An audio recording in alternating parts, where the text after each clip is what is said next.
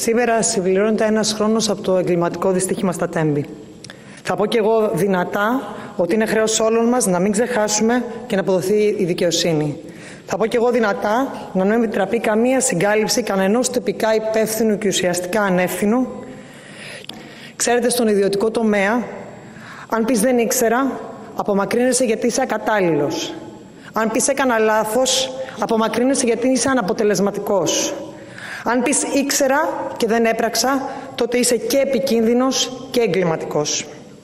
Ένα χρόνο και μια αναποτελεσματική επιστροφή συγκάλυψης μετά, οφείλουμε στους ανθρώπους που χάθηκαν, στους ανθρώπους που επιβιβάστηκαν στο τρένο αυτό, σε όλους τους ανθρώπους που κάποια στιγμή έχουν επαβαστεί σε οποιοδήποτε τρένο της χώρας, στους συγγενείς των ανθρώπων αυτών, σε όσους ένιωσαν πόνο, φόβο και οργή, να βοηθήσουμε τη δικαιοσύνη να κάνει τη δουλειά της και να αποδείξουμε ότι η δικαιοσύνη δεν χαρίζεται σε κανένα.